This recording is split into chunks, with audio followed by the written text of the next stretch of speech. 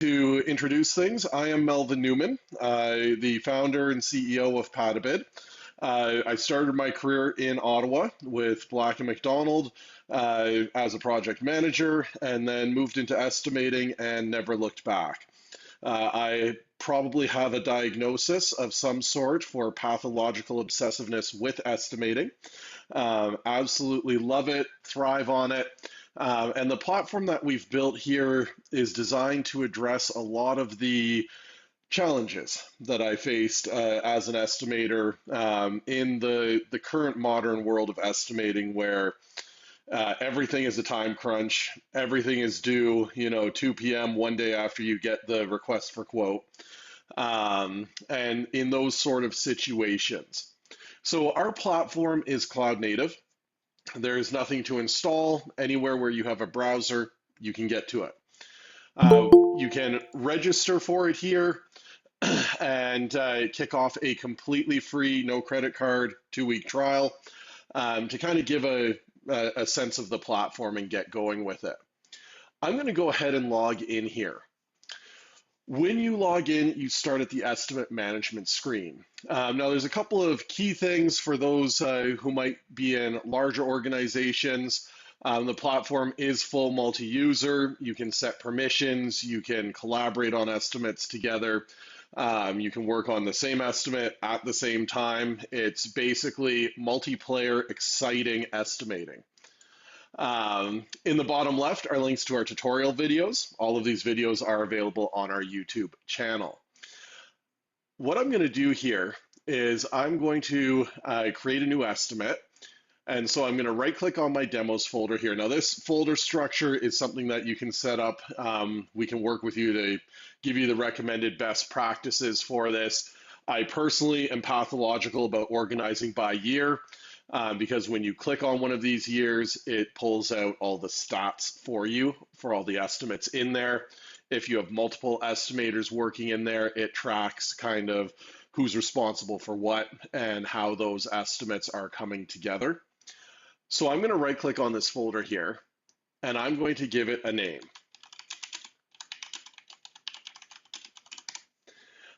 It's going to automatically get assigned a number based on the format that I've put in here. And I'm going to just use our default template. You can have multiple templates to open up estimates, and this configures things like closeout formulas, your pricing, labor, all of those kind of things. It can all be modified per estimate, but this gives you a template to start with, speed things up. I'm going to hit create here. And it's going to go into my list. And when I click on it, this is where we start to get those first touch points on City Electric. I can select my City Electric supply pricing source here. We are directly tied in with City Electric's ERP system for real-time pricing on all of your commodities in here. I can track various different key dates. So if I need to track closing dates, those sort of things in here, times, all of that can now be tracked in here. You can track who you're bidding to, whether that's GCs, owners, any of those sort of things in here. For those who are already using the platform, one of the significant new features we have is this little check mark here called locked. When you lock an estimate, it turns red. This estimate becomes effectively read-only. Nothing can be changed in it. Nothing can be edited in it. It cannot be deleted from the system.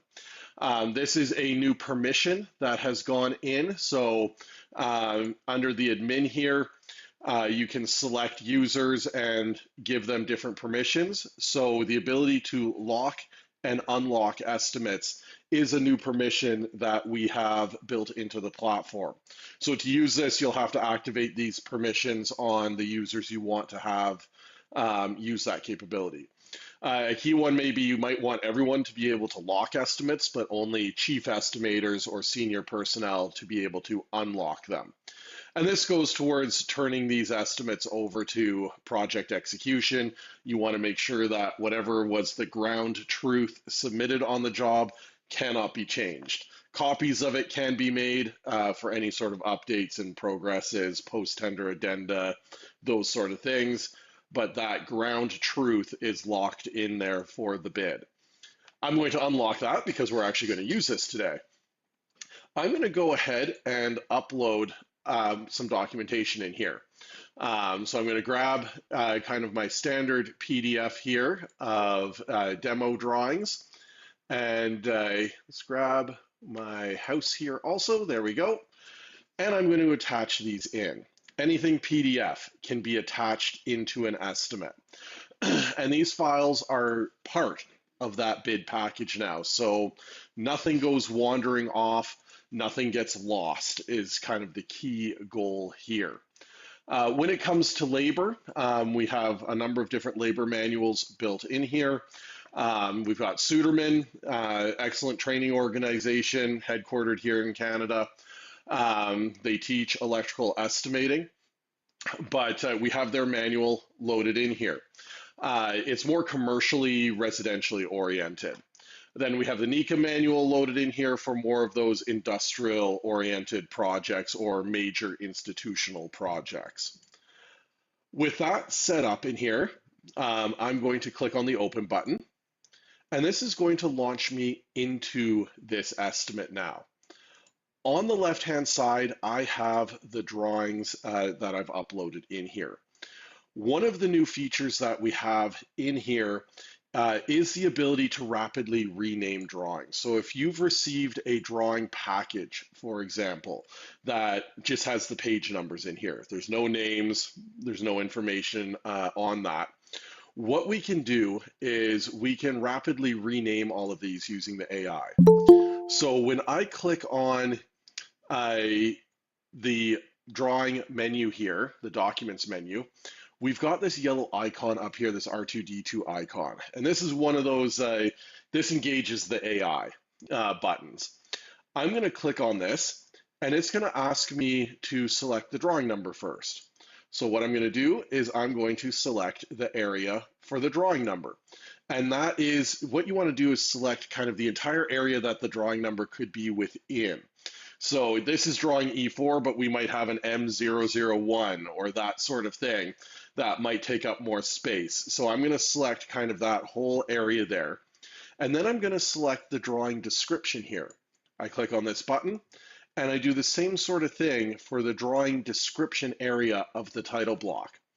And with those selected there, I can hit the submit button. This is going to fire the entire drawing package over to our AI server now. And it's going to take a moment, but it's going to start to dive into that package and pull apart every single drawing and extract this information for us. There we go. It's run, and now I have all of my drawings renamed in here. As an added bonus, the system also caches these drawings in, so things will go faster. The initial time you load a drawing, it has to cache it. So by doing it this way, it does the whole drawing set for you. Hundreds of drawings can be renamed in seconds using this. So you saw how it ran on 11 pages there. It takes about the exact same amount of time if it's 100 pages. So now we can flip through these drawings. Everything has been named, and we're ready to go on these. Another little quality of life feature, as we call these, is this little pin up here. So when you click out of a menu, it automatically closes. That's fine, unless you're trying to do things like organize your drawings, create and modify typicals, that sort of thing in here. So you can now pin these menus open. So when I turn that pin on, it's not going to close for me. And I can do multiple different things within this document menu now. So there's a number of key pieces around that quality of life that we'll be talking about today. Typicals, we're going to take a quick look at a new feature in here. So the first thing I'm going to do is add a new folder. And I'm going to call this my lighting. And I'm going to hit create. And then I'm going to flip over to my lighting schedule here. So I have this schedule of information. It's a nice table built into the drawing here. What I'm going to do is I'm going to use our extract a table from a drawing here. Oh, did Kyle have a Hang question on, there? Melvin. Yep. Just to double check here, we might not be getting audio. Oh, are you able to hear me? Can you guys all hear Melvin?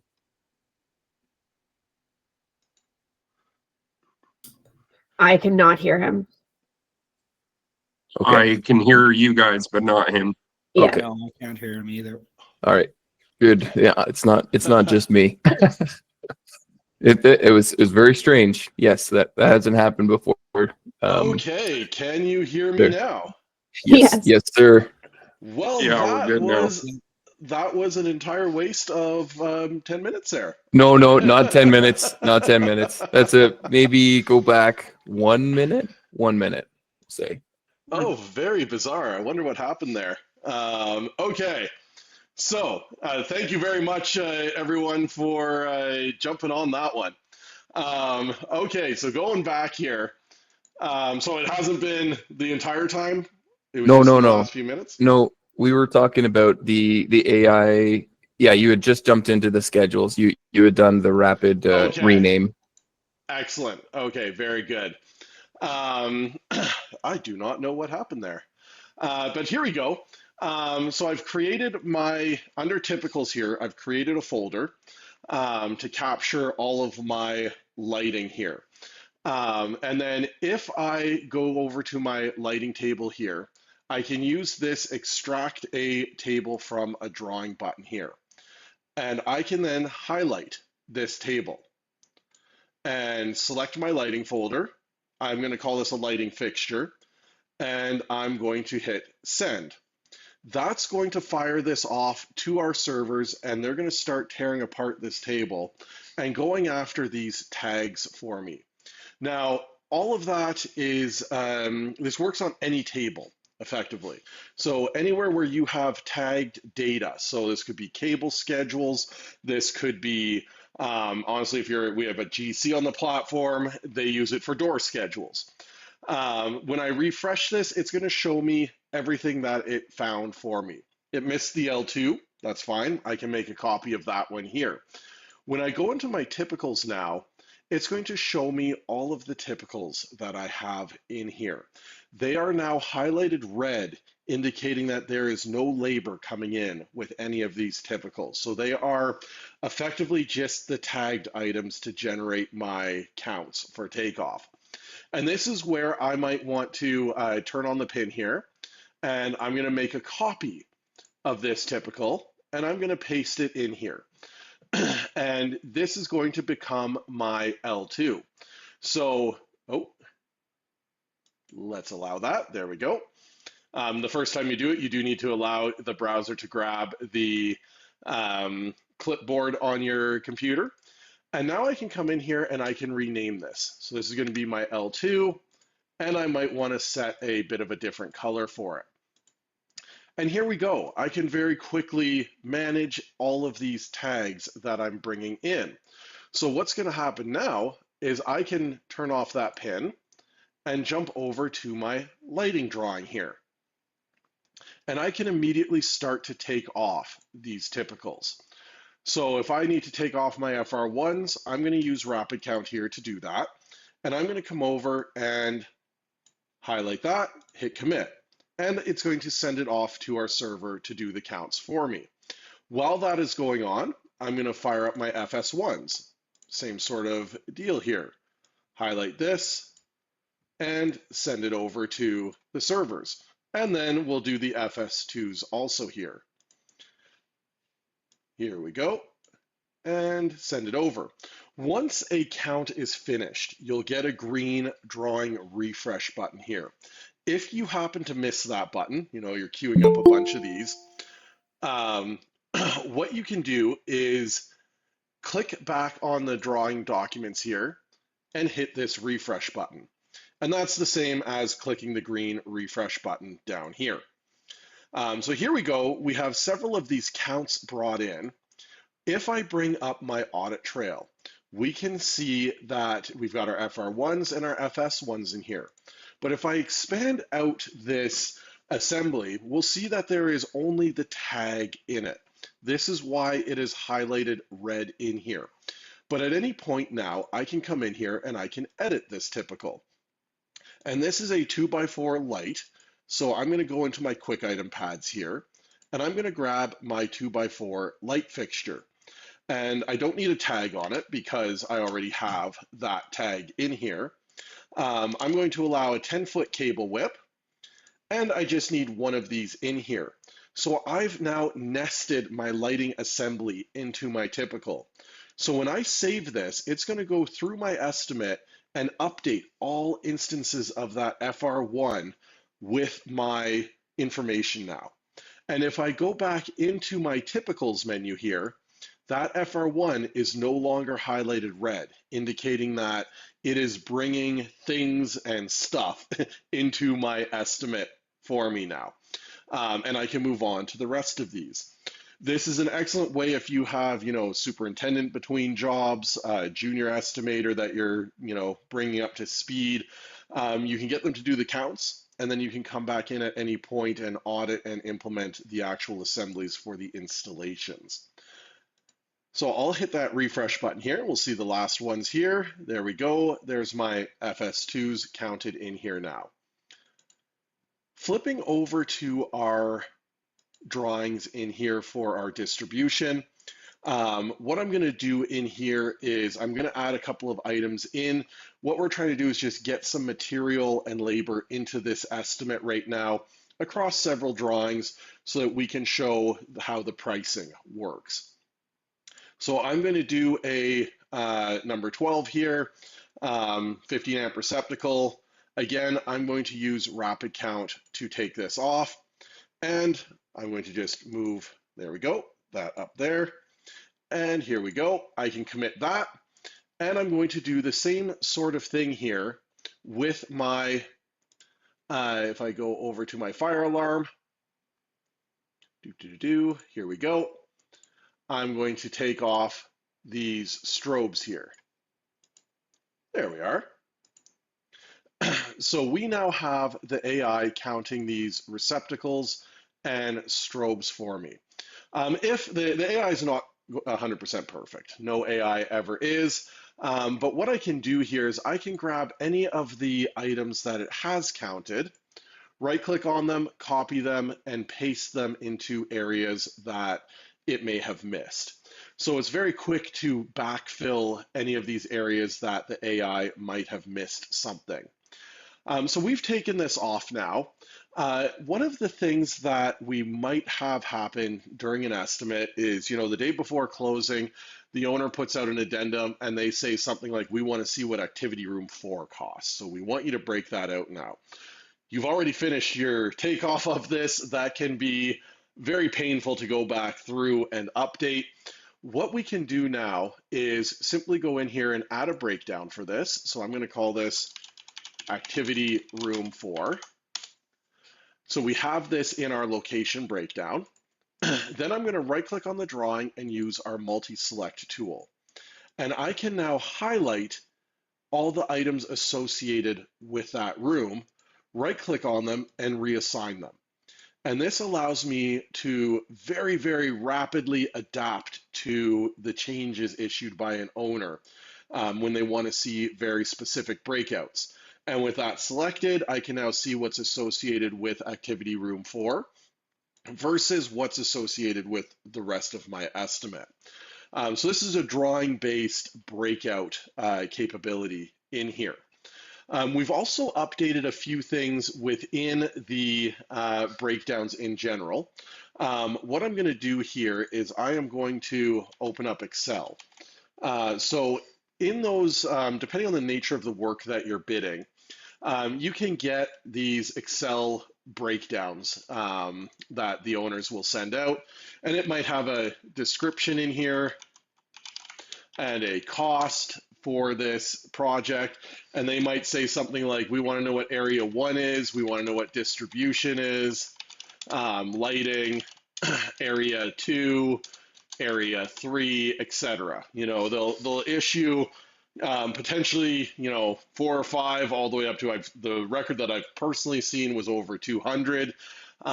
We have a client that their record is over 400 on an industrial project. So it can get extremely onerous to bring this into the bid form application, that sort of thing. So what we can do now is we can simply copy rows out of Excel. So I'm going to copy this, right click, copy. And then when I go into my breakdowns, I'm going to use bid form here. And I'm going to click the green plus sign here. And it's going to ask me for a name. But what I can actually do here with those rows that I've copied out of Excel is press Control V to paste them in here. And it's going to go line by line out of those rows and create a new breakdown for each one of those for me. So when I save this, I now have all of these loaded into my bid form breakdown here. We can also now reorder these. So if I need these in a specific kind of order, I can click on the ellipsis here, and it's going to open up this dialog box, and I can simply drag and drop these into the order that I want to see them in my final closeout. And then I can save this. And with that done, we can go and start to assign items to this, tweak this however we may want. So for example, all of these receptacles that we've taken off here, these should probably be under distribution or devices, depending how you want to do that.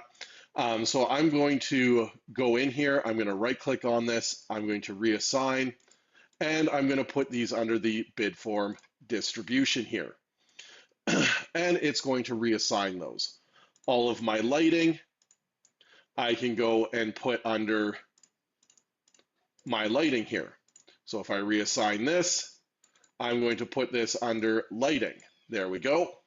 And if we need to, what was the other one there? If I go back in here, I've got that activity room 4. We can call that now part of area 1. So I've now gone through and allocated my estimate to that bid form. Typically what you would do is you would import that bid form and then tag your estimate as you're going through it to properly allocate it. If that doesn't happen, you can go back and correct that very quickly. Now we're going to move into the summary screen, and this is where things get very exciting with City Electric. I can pull in my up-to-the-minute City Electric price. This is tied to my account with CES. So it's going to pull in my negotiated price out of their system. It's going to show me any of these blue check marks are things that they can quote for me or bring in. They're tied in. I can turn them off if I don't necessarily want to bring in all of these. I can bring in just what I may want to bring in. And then I can click on this import into estimate here. Nothing actually hits your estimate until you click that. When you click on that, it's going to bring those in and it's going to show you this price came from City Electric. Now, there's some limitations to this real-time pricing. One, it has to be items that City Electric has in tied in. So for real-time pricing, commonly wire, cable, conduit, those sort of things are just fine. They're in there. The other limitation is that they don't get to see any of the quantities that are in your estimate. So there's no buying power associated with this. It's just whatever your negotiated price is out of the system. You're usually going to get a better price if you can commit to job quantities on things. All suppliers work this way.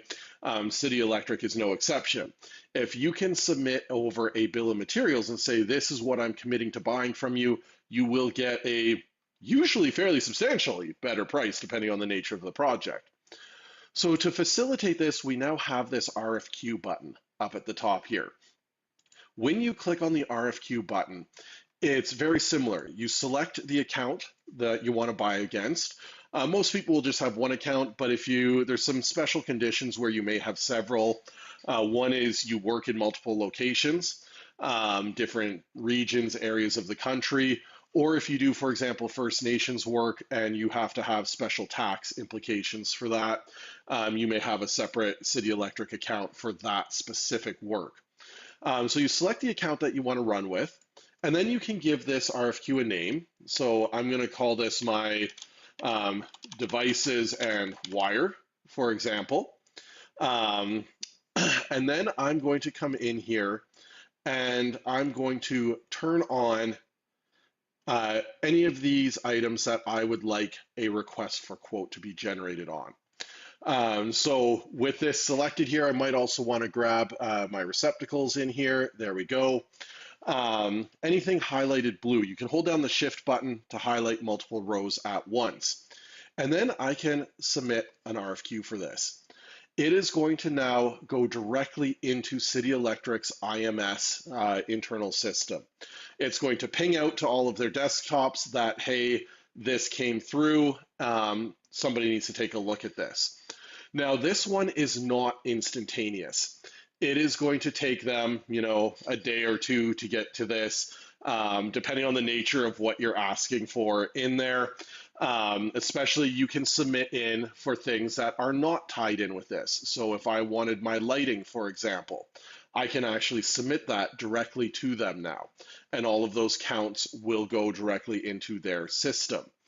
And I would call this one my lighting. I'm not actually going to submit this one because this actually goes to one of their branch managers, and I've been hammering him with RFQs that I have no intention of buying for my house.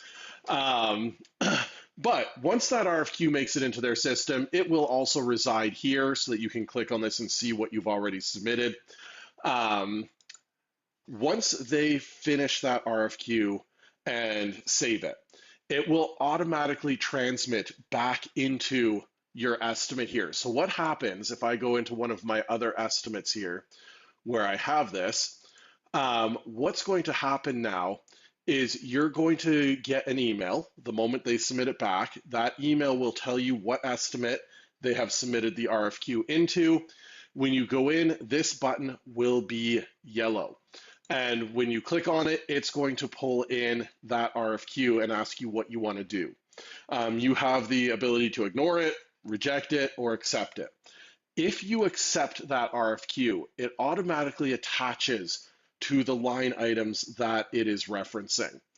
And you can click on these the green icon there, and it's going to pull up the actual RFQ that was submitted into the system. You can download this, you can store this. It is also automatically stored within your estimate. So you know exactly what came back in.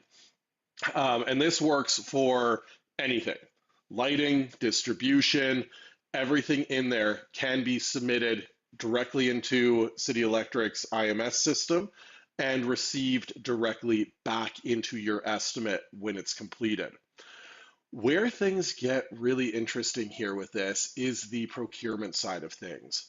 So once you've won a job, so you've closed this job, you've won this work, you can come back in here and click on the estimate and click on procurement. And in here, it's going to show you all of the line items that are in your bid. It's going to show you where that pricing came from, if it was an RFQ, if it was directly imported, any of that kind of information. For any of those kind of day-to-day commodity items, I could apply a breakdown here by, say, phase, and expand out my rough-in, select City Electric. It's going to pull my up to the minute price in here. And I can hit next, I can start an order, update the quantities, and place that order, tell them where I want it delivered, they'll take it from there. But you also now have access into the RFQs that were submitted and accepted into the bid. So if you've got an RFQ here, you can open that up and simply give it a title here or a PO number or whatever you may need on that, and place the order. When you place the order for that RFQ, everything that is in there is automatically part of that order, and they'll take it from there and deliver it to your site. So it's an extremely fast way. This works for lighting, this works for material lists, whatever is in there. You can generate, once you've won the job, You can go and generate an updated RFQ out of it and request for, updated pricing, etc., and then place the order for that. So it's an extremely fast way of getting your material on order, getting the very best price for it, right from takeoff through to the summary, through to an RFQ, right back into the system so that you can get the very best possible pricing within your projects here. Going back into the estimate now, there are a number of key updates in the closing that we'll touch on here. The first one being, I'm going to actually switch over to bid form, for example, here. Hit next, continue. Labor.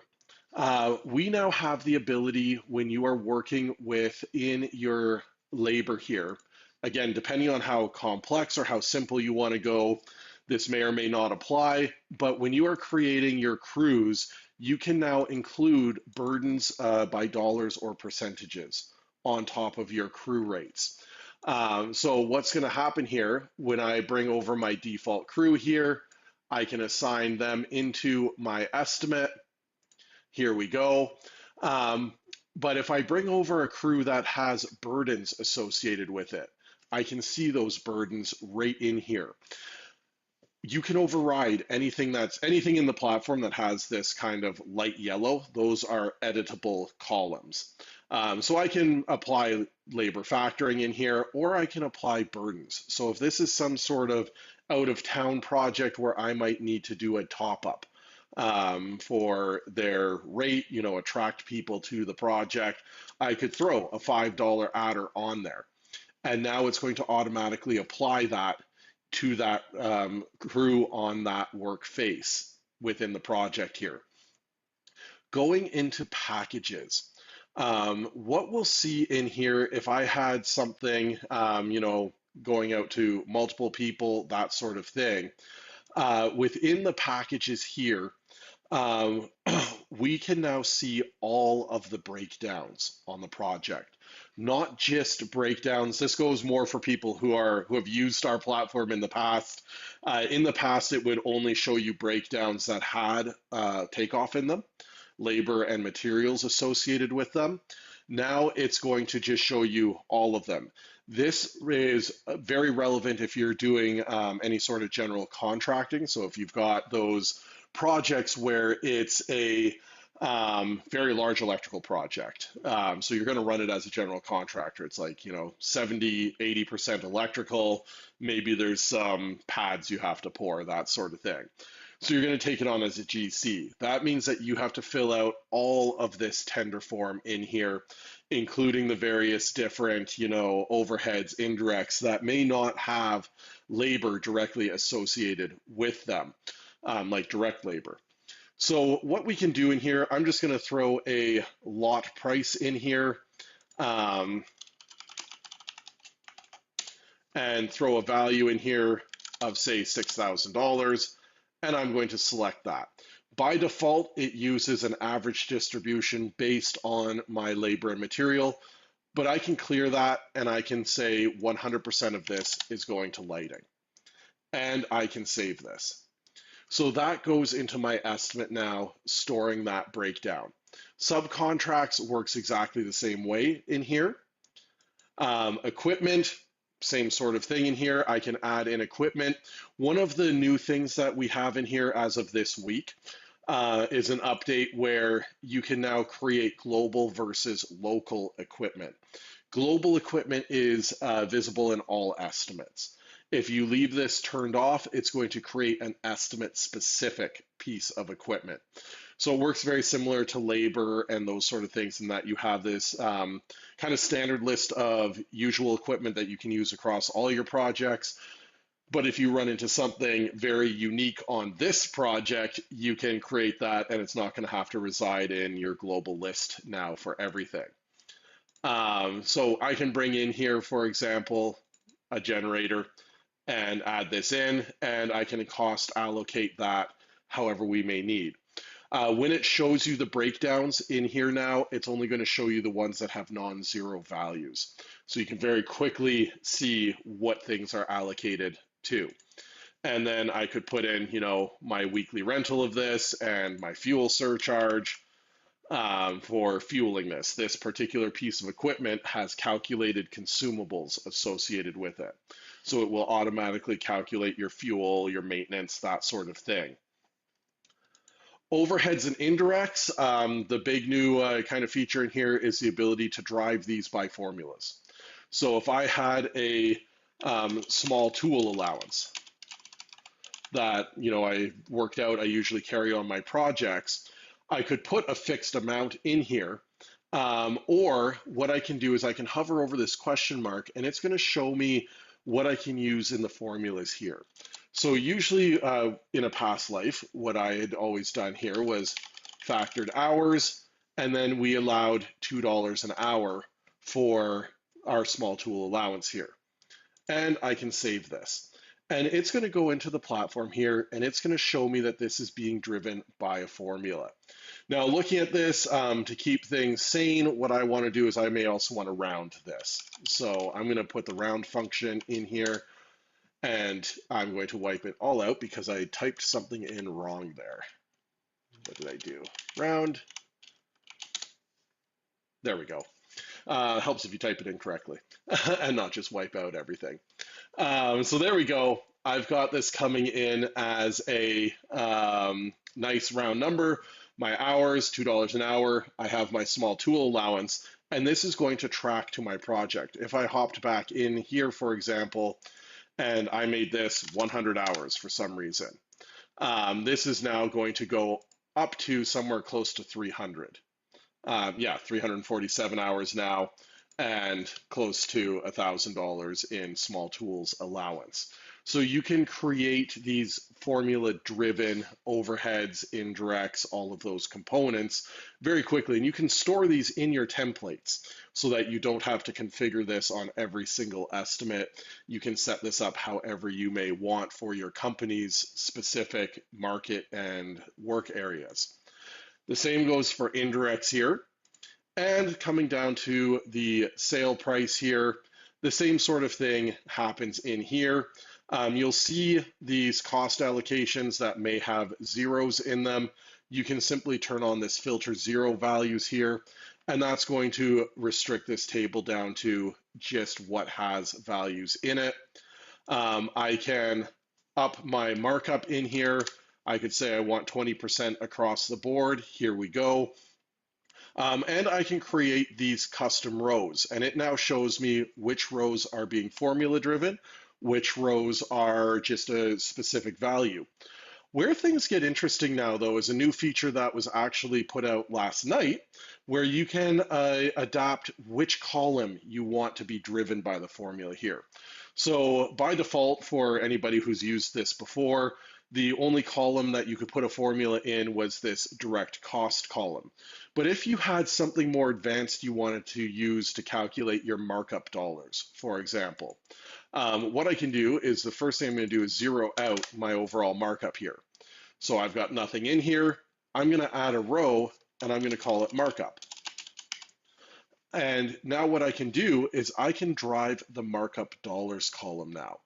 Same sort of thing here. I can hover over this and see what I can use in here, the different fields.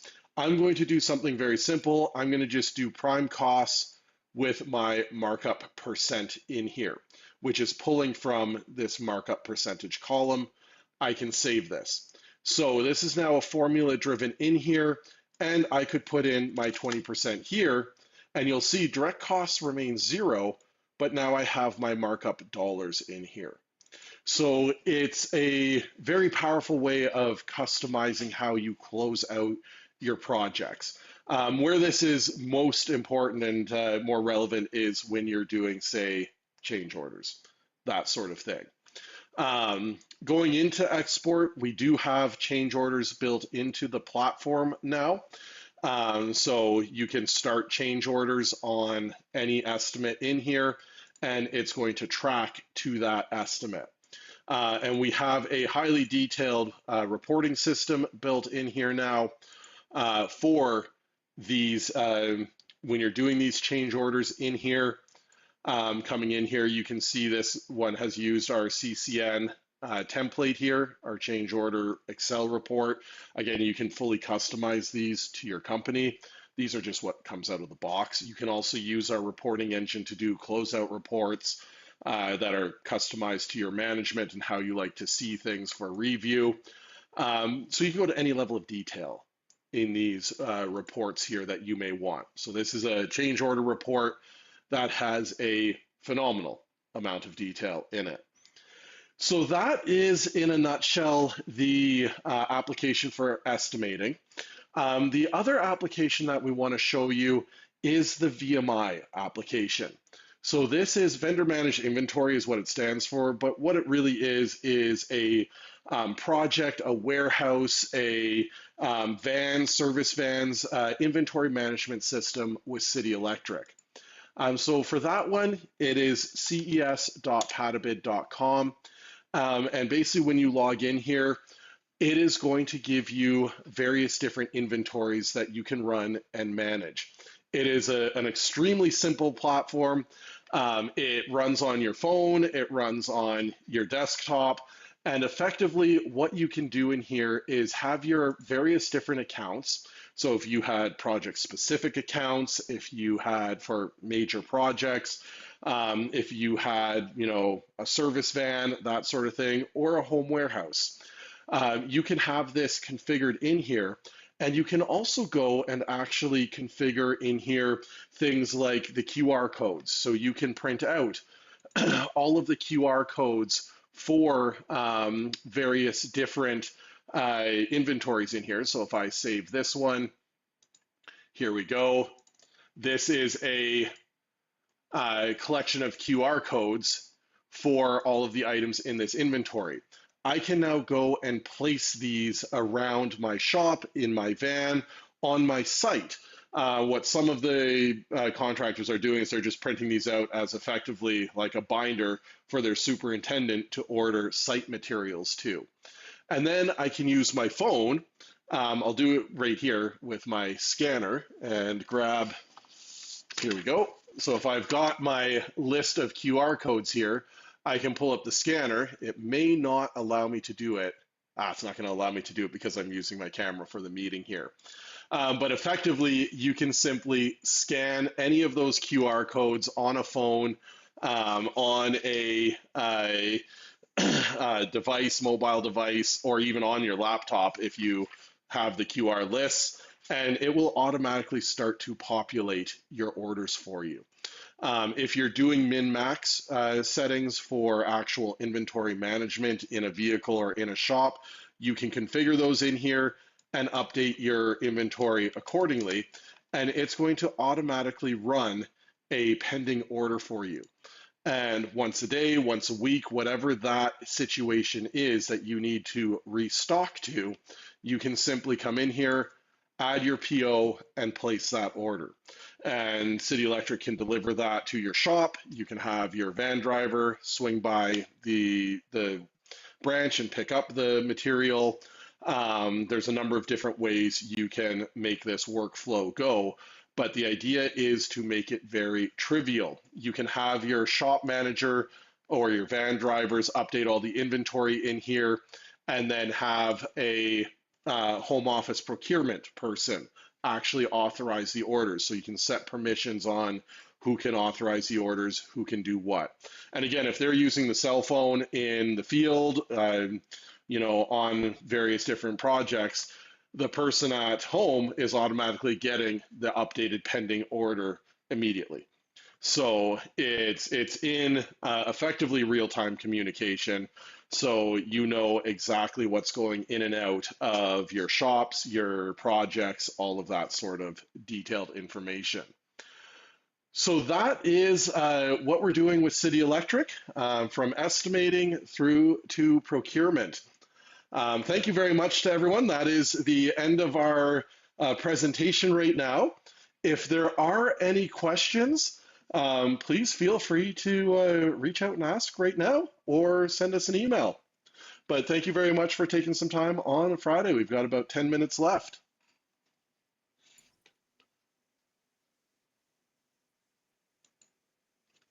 Well done, Melvin. Yeah, lots of these features. Oh, go ahead. Okay.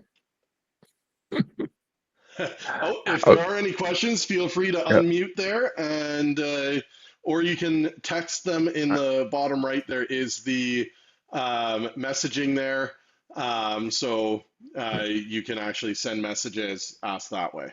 Yeah, I was just going to say, lots of these new features have come from existing clients. So I'm curious from you guys if you would find these relevant, or if you're an existing user, you're excited to use any of these.